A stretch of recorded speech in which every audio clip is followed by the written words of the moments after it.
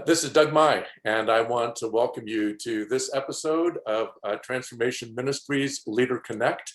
And this morning, or it was this morning when we're recording this, but we're going to have a conversation about what it means to end the 2021 ministry year well. And I'm excited with the pastors that are going to be a part of this conversation. We have David Cooke, Andy Elliott, and James Laing. And in just a moment, I'm going to ask each of them to introduce themselves a little bit more and share the context in which they are doing ministry. But as someone who's been in the local church myself, I know that we always think about what it takes to end the ministry year well. And believe it or not, we're at that time of the year where that's very much on our minds. It's hard to believe that it's already October and there's only a couple more months left in this year. So I don't need to talk a lot more. I want you to be able to hear from the pastors who are on this call. So let's go David, Andy, James in that order. But David, why don't you introduce yourself and the context for your church, and then Andy and James, if you would do the same. Thanks, Doug. David Cooke. I live in Placerville, which is in the Sierra foothills above Sacramento and Highway 50. And I've been here for 24 years. The church is we're celebrating this Sunday 75 years in our community. And so I'm married and have a bunch of kids, and now I became a grandfather on Saturday. So I started here when I was 13 years old. So, 24 and 13, that's how old I am, somewhere in there. But you can't be that old, David. You look much younger. It's great to be here. Yeah, great. Andy? I'm Andy Elliott, and with the Beat Church in Round Rock, Texas. And we have just celebrated our 3-year anniversary here in September. And God's been good to us. We've got a great group of people here doing life together and doing faith together. And excited to be on the call and see what other people are doing and share what we're looking to do to end the year well. Thanks for the invite. Yeah, great to have you. Thank you. Yeah, James. Yeah, James Laing here in Covina, California at Christ First Covina. We're a church that is 120 plus years old, multi-generational, diverse church, and excited to be here as well. Great. Well, let's just go back and David, let me begin with you, and then I'd love to hear from each of you. But in your mind, what is important when it comes to ending a ministry year well, and especially this year? Yeah. Well, this has definitely been an interesting time with COVID and, doing the online and shutdowns and all the things that have been involved. But, interestingly, for me, one of the things I learned in leadership is that to really have a clear set of guiding principles of what your mission, vision, values, measurement, all that is. And we didn't change a lot through COVID.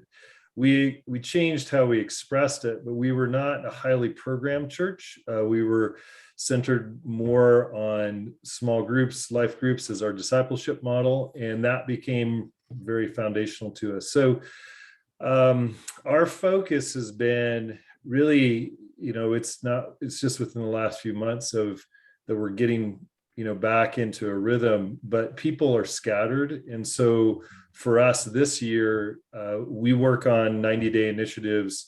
And actually, we're sort of at the beginning of our ministry year of the fall, winter, spring, summer. And so we're really focused in on connecting people. And so our 1-year vision or 1-year focus within our 10-year vision is making, giving people opportunity to be connected in relationship. So we're starting a series called Come Together, and it's really about inviting people to get back in connection, into relationship, because we think that that's so critical and important to grow in Christ. Okay, great, super. Yeah, Andy. I'd say, for ending the year well, one of the things that we're focusing on is really kind of centering everybody back on what the real message is, what we're about. We've been doing a series rooted in God's love and just really recentering on that. There's so many other things going on, whether it's politically, culturally, COVID, all these things that are just pulling attention so many different directions, and just really recentering people on, hey, this is why we're here. This is why God sent his son. It is a mission of love. And we're supposed to love God and love each other, and just really locking in on that and getting people back into that place, because there's been so much pulling against that in our minds, so much division, so many things. And then the second thing is really celebrating. So I'd say centering and celebrating. It's easy to jump into the next year and say, oh, this is our vision, this is our plan, this is where we're going. And I think as leaders, we certainly would love to do that. And I just think of, the story in the Bible where Jonathan, is in the forest, and he reaches out and he gets the honey and he gives it to his men, and their eyes, the Bible says, were brightened and they were encouraged. Sometimes we got to slow down and just taste the goodness of God, and just still have a church, and to still have a community, and have people that love each other, and all these things going on right now in the midst of what's been a pretty rough, year and a half, 2 years. There's a lot to be celebrated. And so we're really kind of taking the end of the year to kind of slow down, recenter, and then celebrate where we're at and what God's already done before we start looking ahead at what we can do next. That's really good. Thank you. Yeah. James. Yeah, I'm going to echo these two guys, just staying focused on what God's vision is and continuing to run with it. Habakkuk 2, where it says, write the vision, make it plain on tablets, so he may run who reads it. For still the vision awaits its appointed time. It hastens to the end. It will not lie. If it seems slow, wait for it. It will surely come. It will not delay. And COVID's messed a lot of stuff up in terms of timing, expectation. But we're called to make it plain. So bring it to mind, like these guys are saying, celebrate it, repeat it over and over and over, so people can run with it, and trust that God can make the vision happen. So we're coming to the end of a 5-year vision, and there's a few things in the vision that we are far from accomplishing, but it doesn't mean God can't accomplish it in a heartbeat if he wants to. So we just need to trust God that he's continuing to work through the vision that he's given us, do all that we can do, allow God to do what only God can do. And if he wants to scrub some of it, we just keep going. We just keep going. Like when Paul, he went to Asia and the Holy Spirit closed the door. He was going to go to Bithynia.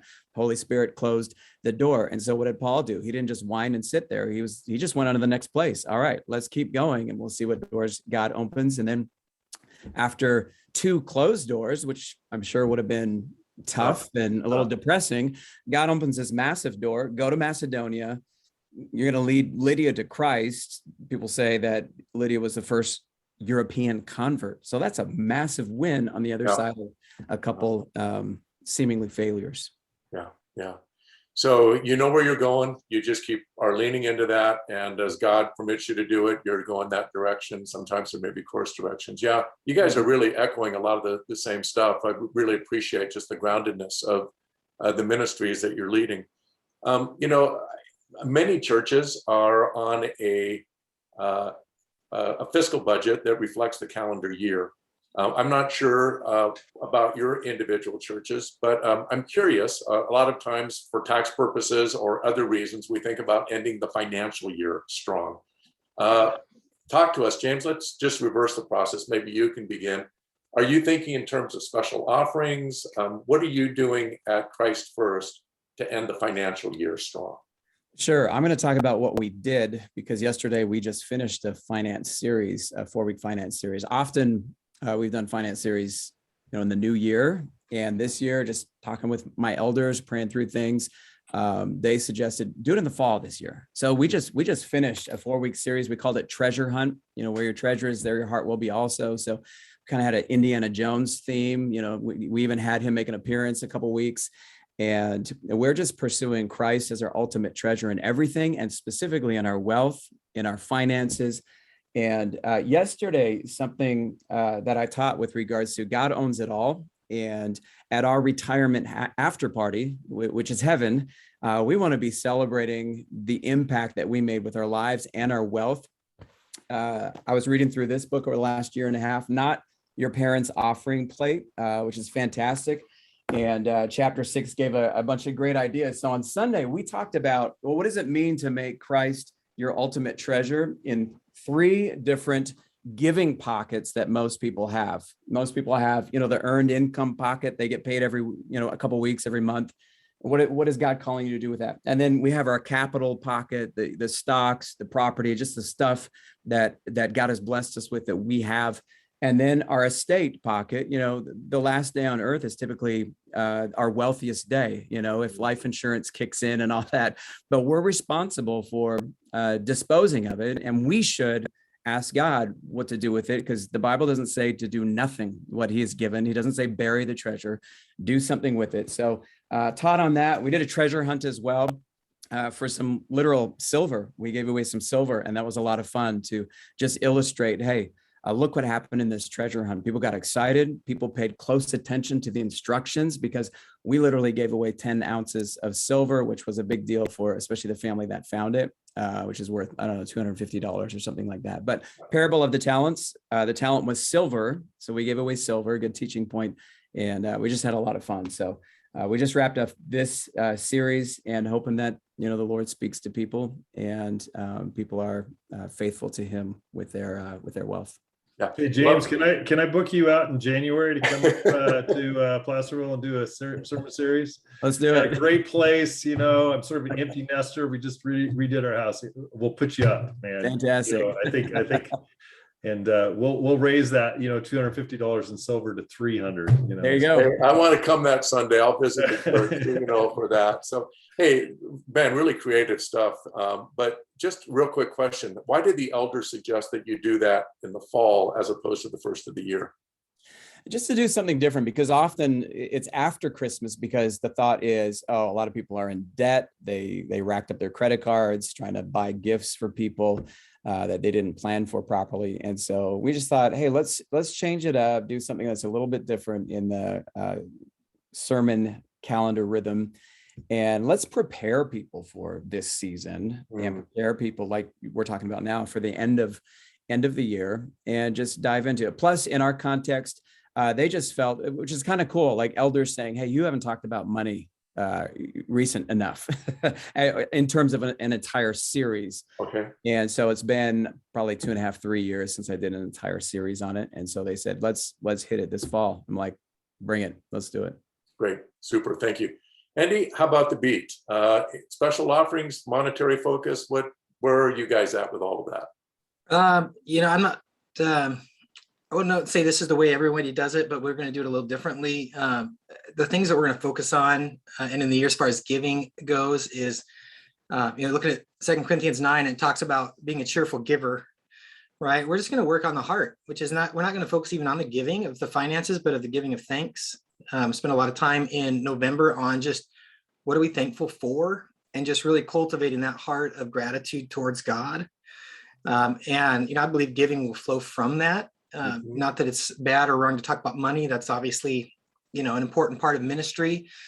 But there's so much to be thankful for that God's done in our lives. And I find that in my own life, my giving is usually pretty much in line with how I'm feeling about the goodness of God. If I don't feel much about the goodness of God, my giving starts to go down. So really, God wants us to live, John 10:10, the thief comes to steal, kill, and destroy, but he's come that we can have life and have it more abundantly.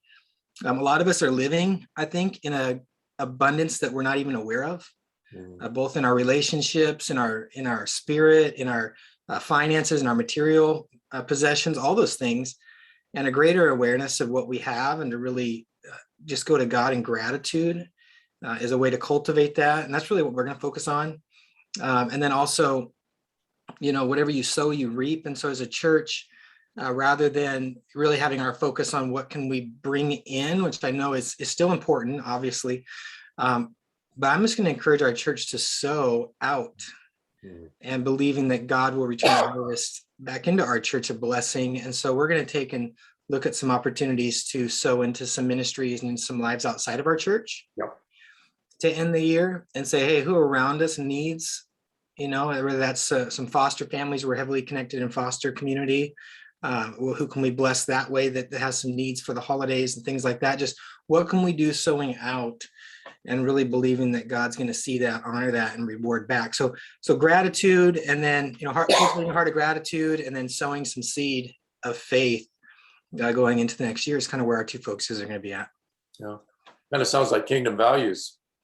Yeah, and obviously you need money. I know we'll preach on money, and that's a great series. And I might have to borrow your cards and stuff in your 3 buckets. But so there's a place and a season for each of them. That's just where our church is at, and where I feel like, hey, this is where we need to focus our hearts, where we need to focus our giving. But yeah, we're believing that God's going to do some good things in people and through people here. Excellent. Thanks, Andy. David, how about Cold Springs up in Placerville?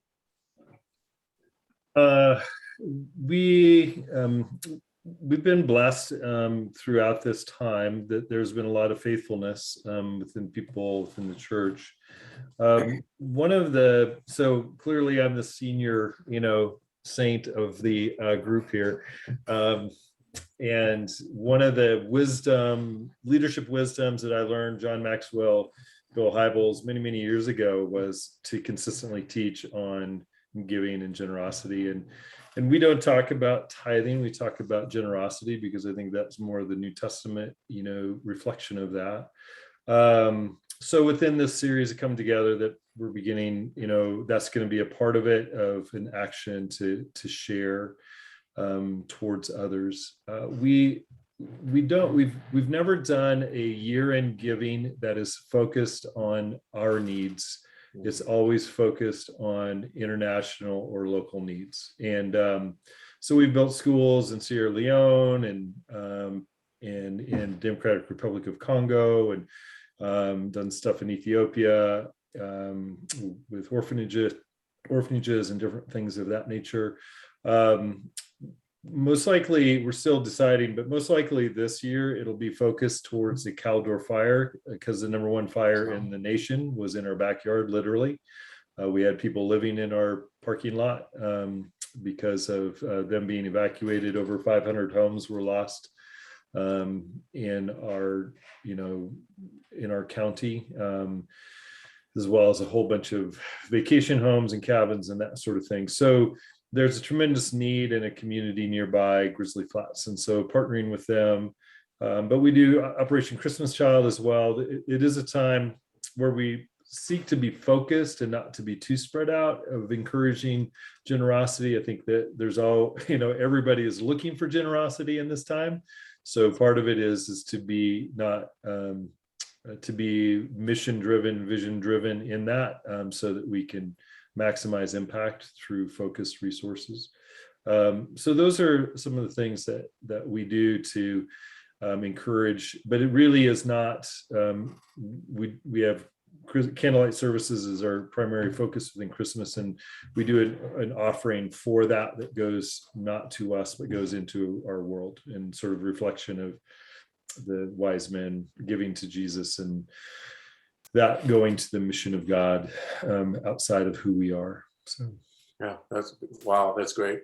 I was going to ask you, how you went about receiving that offering, and I think you just answered the question. You said you did candlelight services, and so you use your candlelight Christmas Eve services to take an offering that always goes outside of the church.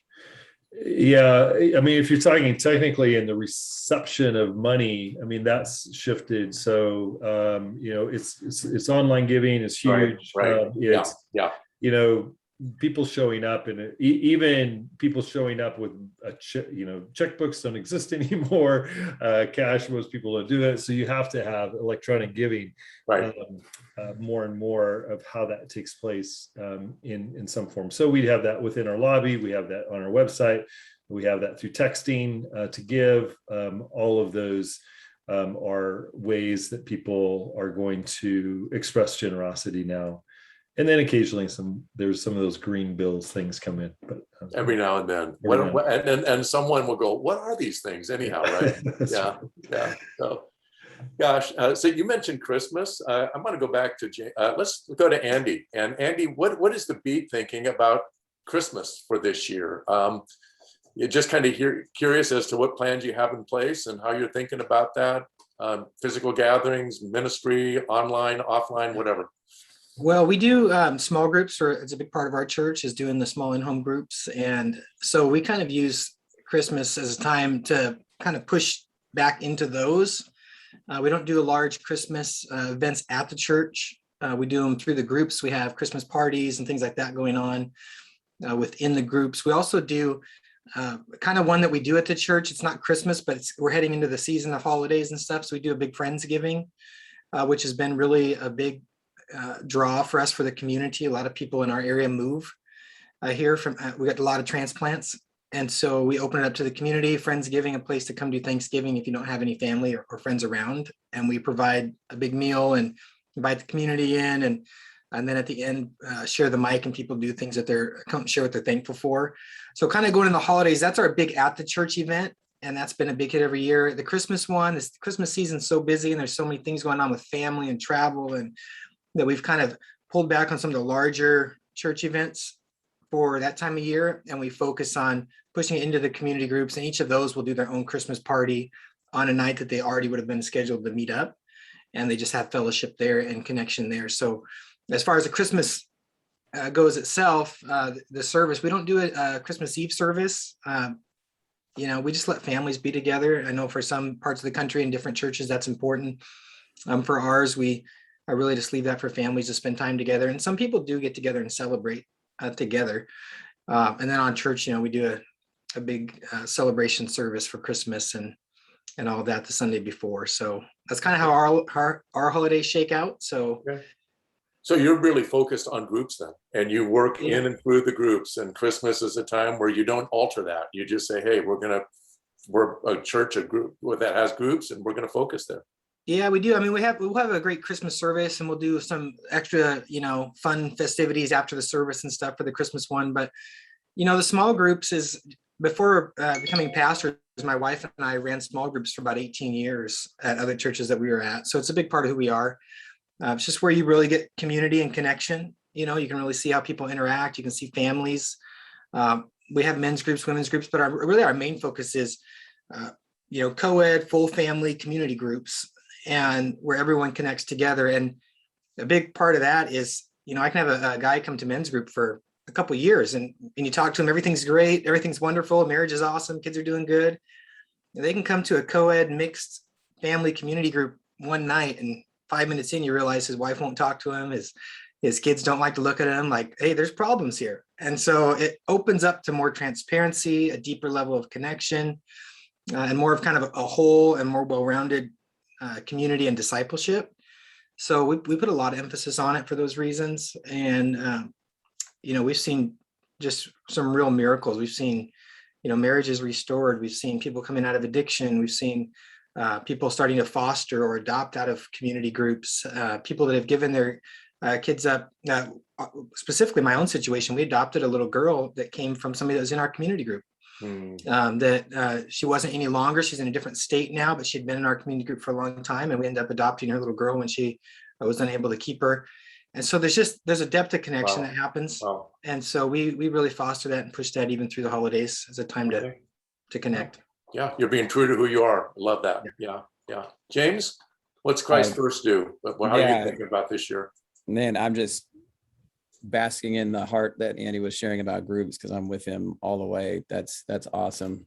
Just the care and the love in groups. So our groups, in a formal sense, take a break in December, and then we reconvene in January. We kind of shut things down formally, but groups definitely meet informally during their Christmas season. So we do a Christmas Eve service, but it's very subdued, very simple, unplugged. And we kind of front load the busyness of the Christmas season at our church. So we do a program, an outreach program, and we rebrand it Christmas in Covina. We want to do it for our city. It's not come to our church. We're here to serve our city. And so this year, we want to give our community the gift of a white Christmas. So we're going to bring in 10 tons of snow, which is ridiculous.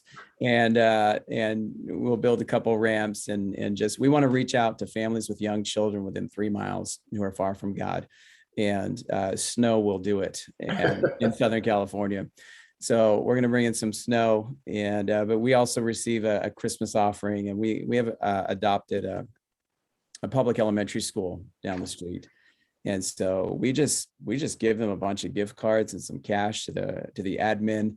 Often the principal and vice principal will come in and share a testimony of what they use some of that for the previous year. They use it for some families who, they want to sweeten their Christmas. And so it's real touching. It's a real meaningful time where we can, do the same thing. I love that theme at Christmas. We need to be giving and turning our hearts towards our community where we're planted.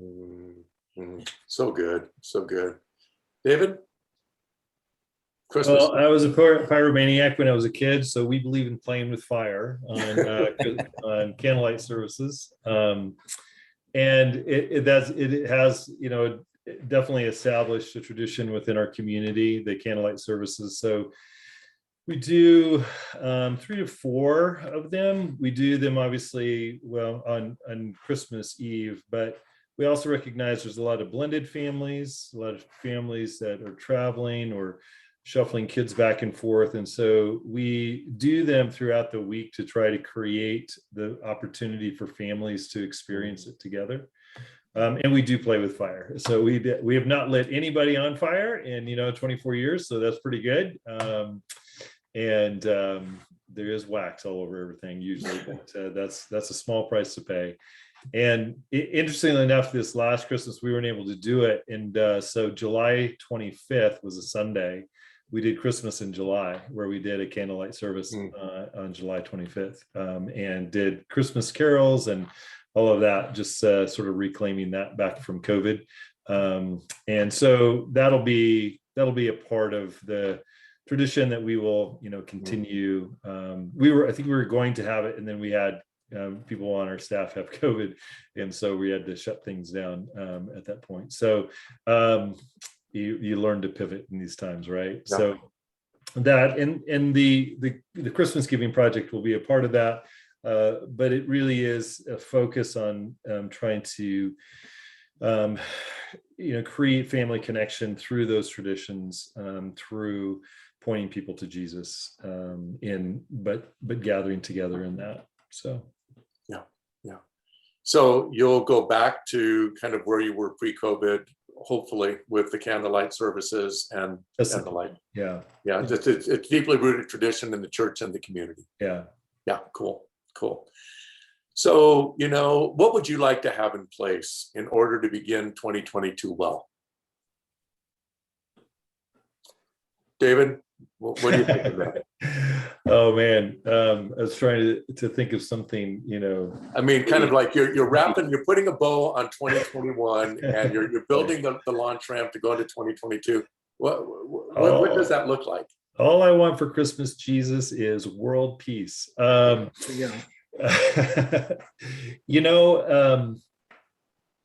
think the thing that I would say is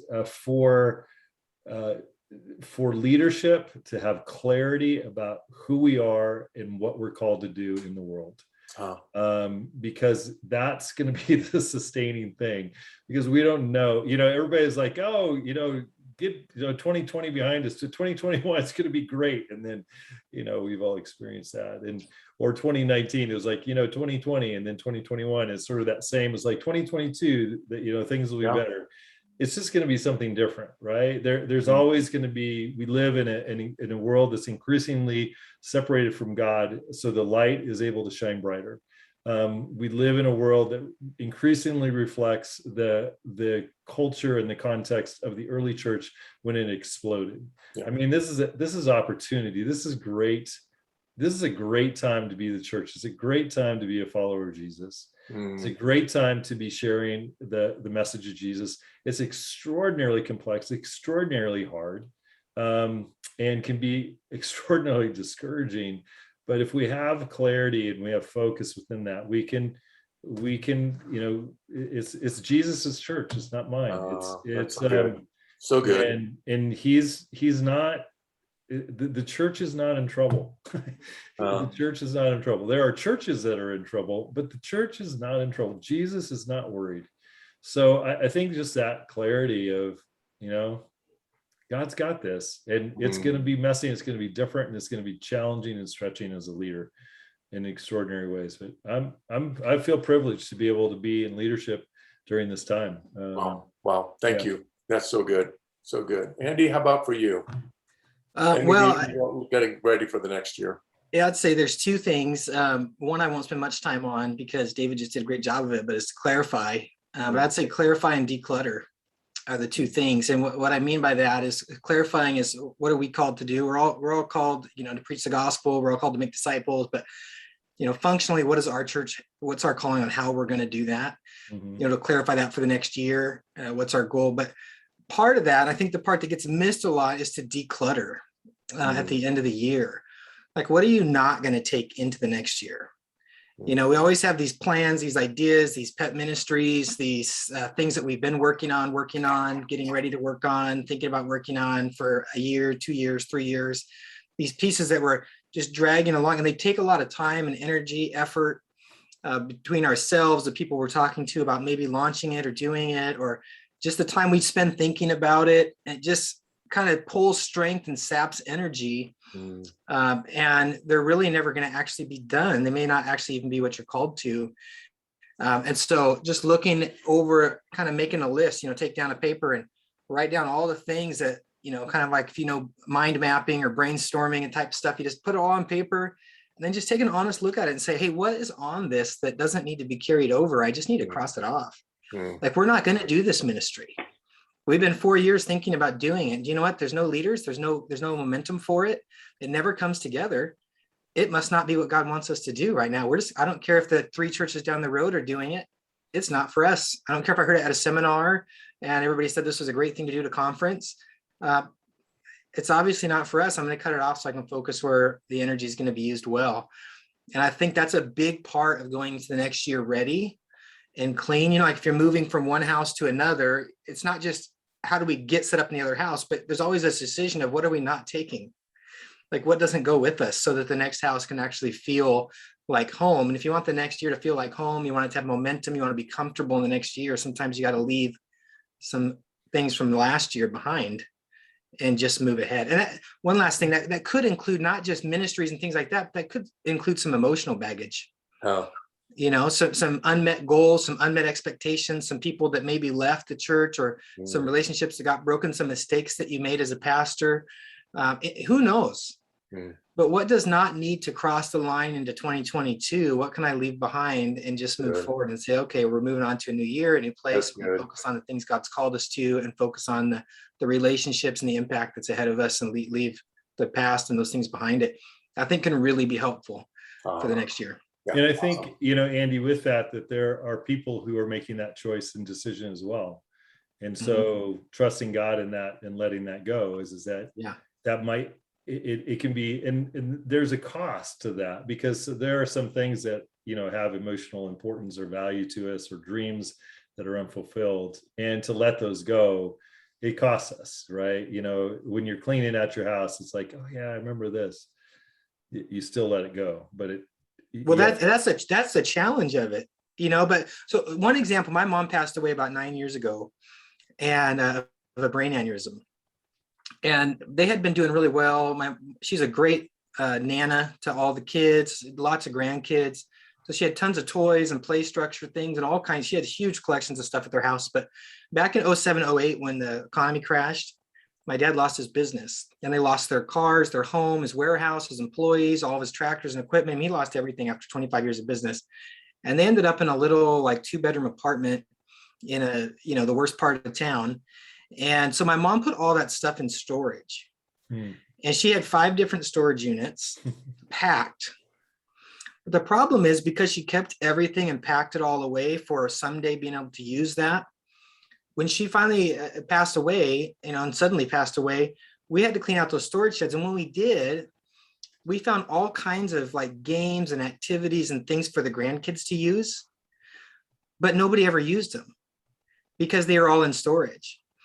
And so the point being that if you limit out some of the stuff, even though you're attached to it, you limit out some of the stuff that you think this could do good someday, this could be helpful someday. I really love this one.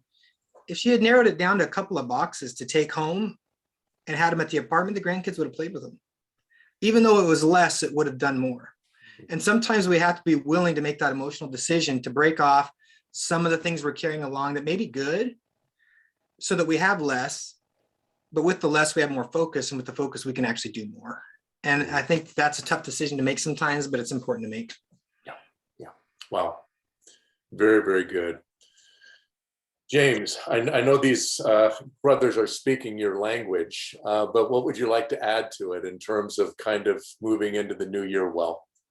Yeah, all of that conversation, those thoughts that they articulated is weaved into, what I'm about to share. Three concrete things in answer to that question is a week off between Christmas and New Year's. I mean, most churches shut down, and we just emphasize that to our staff. This is not, it doesn't eat into your vacation time at all. We're just shutting down for a week. You do all that these guys just articulated personally with your families, reflect on the year, look ahead personally, and take that time just to be still and process and pray.